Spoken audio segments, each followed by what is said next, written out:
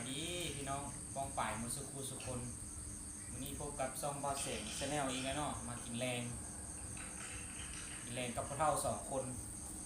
ภรรยาบุยูไปเวียกเชียงขวางเมื่ออื่นยังกลับคนว่าอาหารเฮามื้อนี้อาหารแรงมื้อนี้มีแกงปลาปิ้งเป็ดต่อไปแม่นก้อยป่าเนาะมีเจียวน้ำปูมาแซ่บๆน้องกันพักกับก็มีพักเราจะทราบมันตัวยังไงผักกาดอันนี้ถ้วยใหญ่ๆนี่มันข้าวซอยเนาะข้าวซอยผู้ใดกับโบยะข้าวซอยมันเลยก็ได้กินก้อยป่าครับต้มป่าแกงป่าแล้วก็ปิ้งเป็ดกับข้าวฮ้อนๆเนาะพี่น้องเนาะกับข้าวกิน2 คนกับพ่อเฒ่ามื้อนี้ผักกับเฮาก็บ่มีหยังหลายมีแต่ผักกาด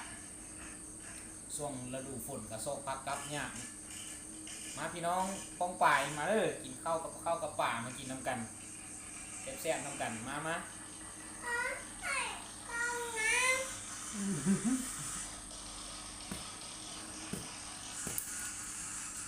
ลูกก็เปิดเบิ้งแม่ซ่อมยังไงแซ่บก้อยป่า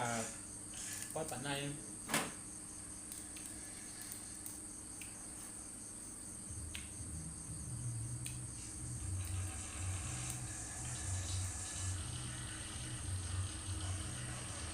มีปิ้งเป็ดนะปิ้งเป็ด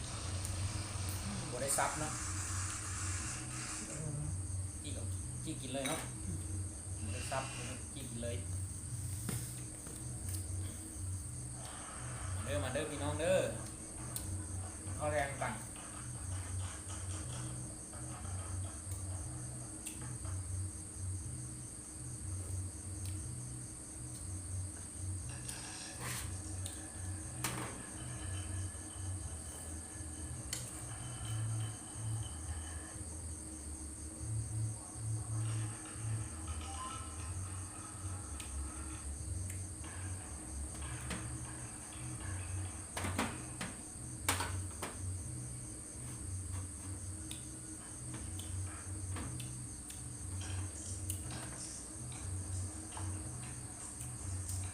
อากาศนี่บ่หนาวบ่ร้อนดีอยู่อากาศดูรักษาหลังจากฝนตกมาได้อาทิตย์นึงแล้วมื้อที่2มื้อฝนบ่มีฝนแดดออกพอดีอยู่กลางเย็นก็แดดนิดนึงทำมาอากาศเอาเย็นเข้านิดนึง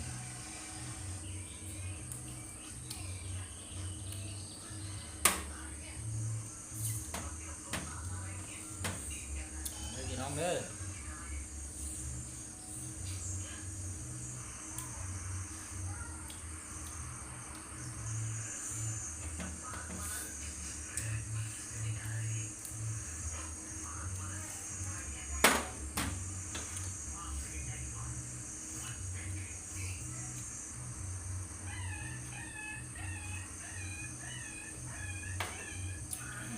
ขั้นตอนการเฮ็ด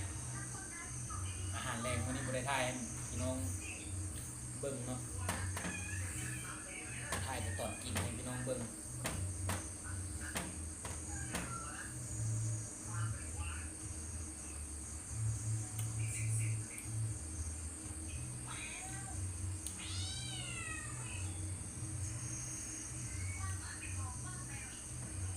แซ่บหลายแซ่บหลาย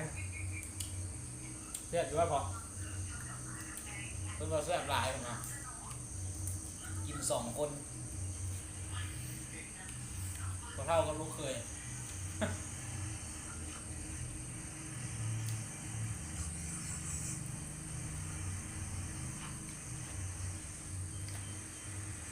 คันนี้เบียร์มาเย็นแห้งแซ่บ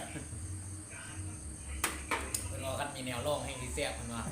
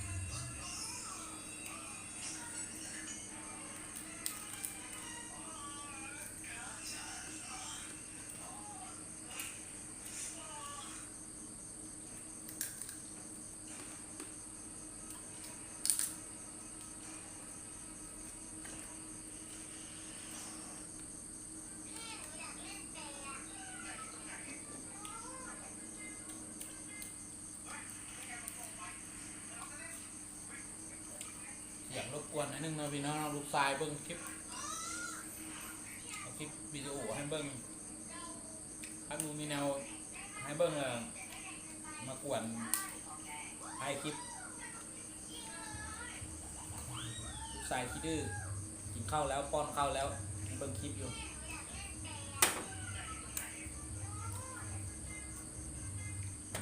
ลูกชายคิดดื้อลูกชายซนน้อยยังน้อยอยู่ห่างก็ได้3 ปีอายุ3 ปี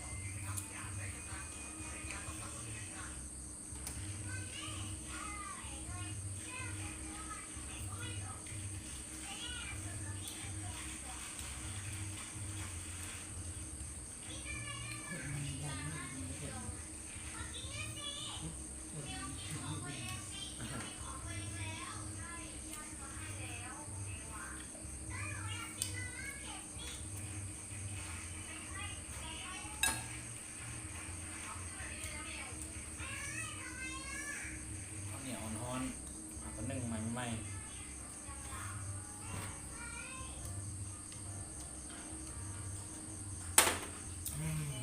ครับกวาดป่าพี่น้องเฮ้ย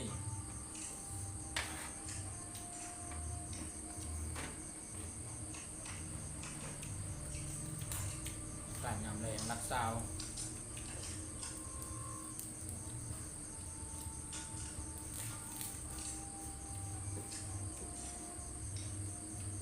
เป็นไรเนาะพี่น้องทางฟังไทยเนาะกินข้าวกินแรงแล้วบ่มาเด้อกินข้าวน้ำเบาแสงเด้อ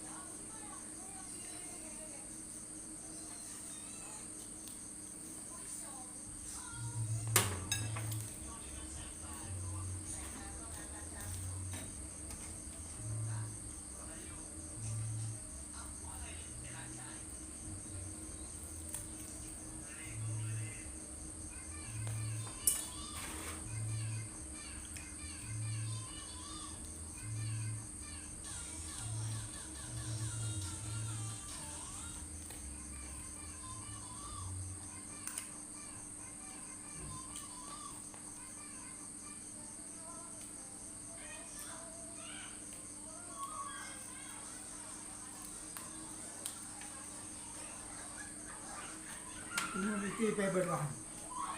อืม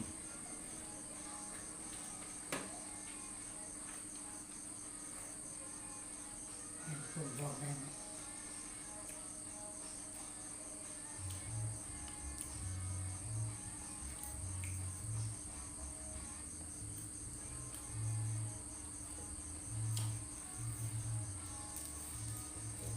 ไส้นะพี่น้องเนาะมะละ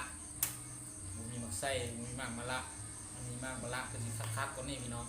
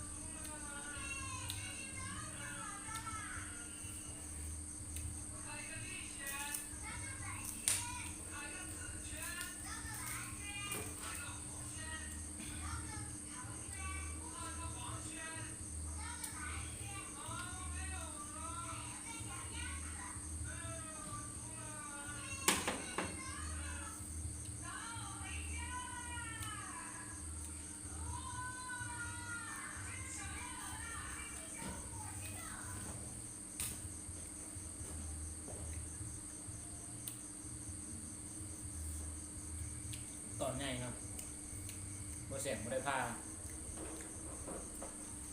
กัดกินเลยพี่น้องเป็ด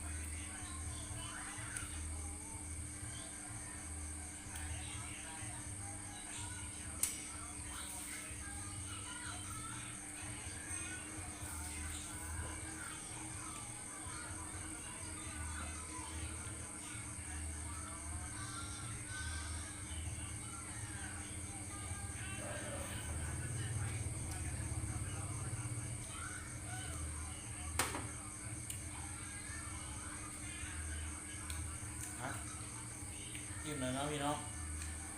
กินบ่แซ่บปานไหนเมียบ่อยู่ภรรยาบ่อยู่บ่แซ่บปานไหนแต่ว่าเกือบหมดเนาะแต่ละยำ